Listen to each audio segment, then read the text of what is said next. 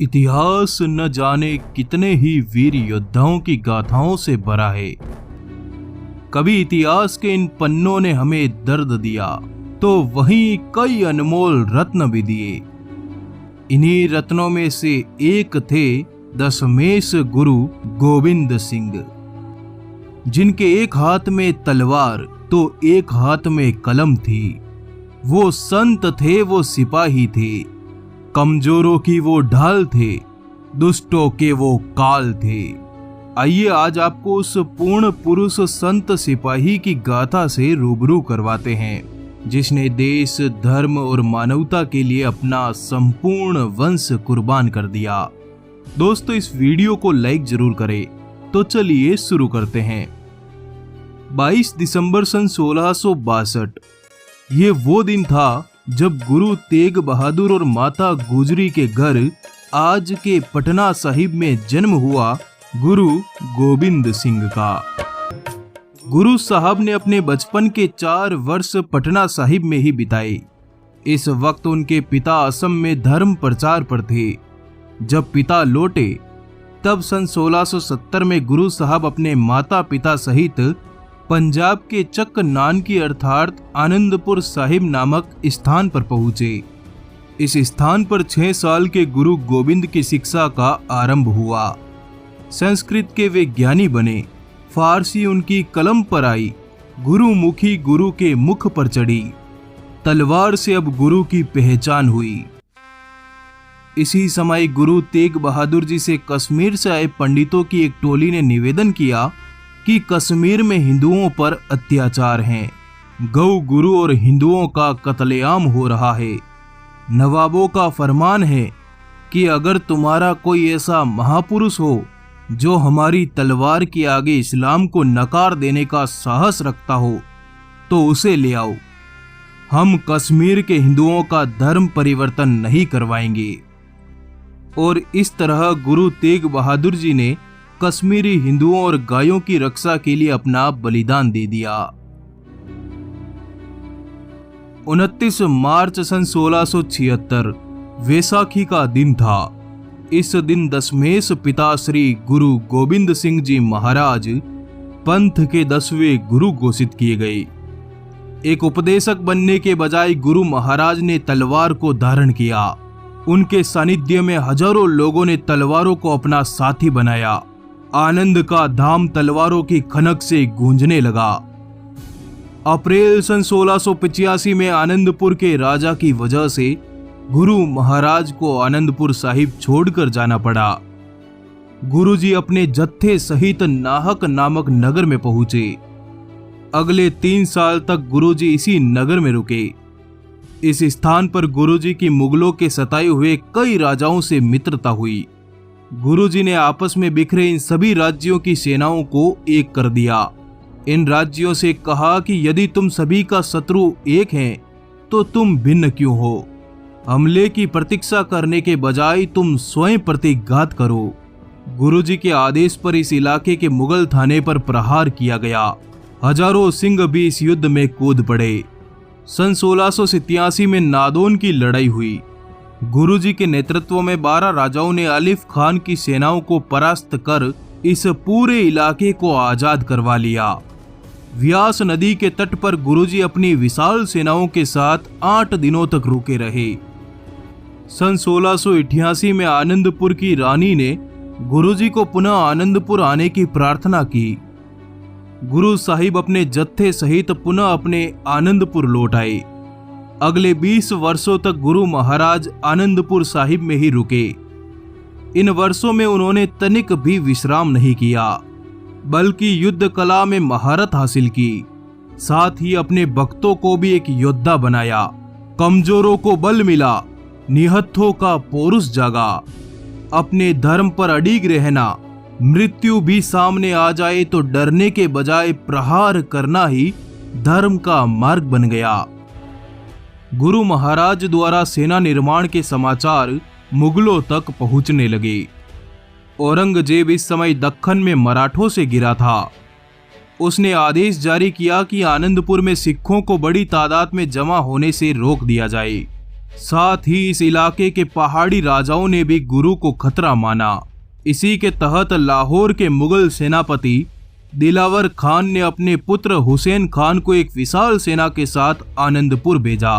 मुगलों तथा पहाड़ी राजाओं की संयुक्त सेनाओं ने आनंदपुर साहिब पर हमला कर दिया। पूरे नगर की घेराबंदी हुई, परंतु कमजोरों के हाथों में अब भवानी थी। प्रतिघात के स्वरों में नव योद्धाओं ने मुगल सेना पर घमासान प्रहार किया। इस युद्ध में न सिर्फ मुगल सेना की हार हुई, बल्कि मुगल सेनापति हुसैन खान भी मारा गया। अब गुरु महाराज ने समग्र पंजाब में फैले सिखों को एक करने की योजना बनाई। एक ध्वज, एक पंथ, एक निशान। सिखों की मजबूत सेना हो, खालसा के नाम से दुश्मन थर्रा जाए। सन 1699 वैसाखी का पावन दिन था। गुरु महाराज ने समग्र पंजाब में सिखों की महासभा का ऐलान करवाया। एक आदेश पर सिखों का विशाल जत्था गुरु के चरणों में हाजिर हुआ। इस दिन खालसा सेना का निर्माण हुआ। सतगुरु प्रथम खालसा सेनापति बने। केस, कंगा, कड़ा, कृपाण और कछेरा सिंगों की पहचान बन गया। तलवारों की खनक के बीच 80,000 की सेना के सामने गुरु ने दहाड़ते हुए कहा, वाहे गुरु दा खालसा, वाहे गुरु दी फतेह। निसंदेह तिलक और जनेऊ की रक्षा में उस समय के सिखों की तलवार सदा खुली रहती थी। औरंगजेब की लाख कोशिशों के बावजूद गुरु महाराज उसकी अधीनता स्वीकार नहीं कर रहे थे। 3 बार आनंदपुर साहिब की घेराबंदी की गई, परंतु मुगल गुरु साहब को कैद करने में नाकाम रहे। मई सन 1704 में मुगलों ने 10 लाख की विशाल सेना को संगठित किया और आनंदपुर साहिब को अगले 6 महीनों तक घेरे रखा। मुगलों का मानना था कि जब आनंदपुर साहिब में राशन पानी खत्म होगा, तब सतगुरु स्वतः ही मुगलों की अधीनता स्वीकार कर लेंगे। परंतु इसके विपरीत गुरु महाराज रात्रि में अपने जत्थे सहित आनंदपुर साहिब को छोड़कर निकल गए। जब मुगलों को इसकी भनक लगी तो वे गुरु महाराज के पीछे लग गए। इस भयंकर उथल पुथल में गुरु महाराज का परिवार उनसे बिछुड़ गया। गुरु महाराज की माता और 2 छोटे साहिबजादे पीछे छूट गए। साथ ही हजारों सिख मुगलों से लड़ते हुए वीर गति पा गए। अब मात्र गुरु महाराज सहित 43 सिख ही जत्थे में बचे थे, जो आगे बढ़ते हुए चमकोर नामक एक गांव में पहुंचे। इस नगर में गुरुजी ने एक ऊंची हवेली में अपनी सेना को तैनात कर दिया और गुरु महाराज ने स्वयं कच्ची गढ़ी हवेली के ध्वज केसरी से युद्ध का मोर्चा संभाला। मात्र 40 सिंगों का मुकाबला 10 लाख की विशाल सेना से होना था। सुबह होते ही मुगल इस हवेली पर टूट पड़े। भयानक युद्ध सुबह से संध्या तक जारी रहा। इस युद्ध में गुरु महाराज के 2 बड़े साहिबजादों सहित अंतिम 40 सिख भी वीर गति पा गए, परंतु सिखों ने सतगुरु को सुरक्षित स्थान पर पहुंचाकर ही दम लिया। गुरु महाराज के 2 अन्य छोटे साहिबजादे जो आनंदपुर छोड़ते समय उनसे बिछुड़ गए थे, उनको मुगलों द्वारा पकड़ लिया गया और 27 दिसंबर सन 1704 को सतगुरु के नन्हे पुत्र जोरावर सिंह तथा फतेह सिंह जी को औरंगजेब द्वारा दीवारों में चुनवा दिया गया। जब यह हाल गुरुजी को पता चला तो उन्होंने औरंगजेब को एक जाफरनामा अर्थात विजय का पत्र लिखा। 8 मई सन 1704 की सुबह गुरु महाराज दक्षिण की तरफ निकले। इस समय औरंगजेब दक्कन के वीर मराठाओं से घिरा हुआ था। तब गुरु महाराज को समाचार मिले कि औरंगजेब मर गया। 7 अक्टूबर सन 1707 में गुरु महाराज नांदेड़ साहिब में दिव्य ज्योति में लीन हो गए।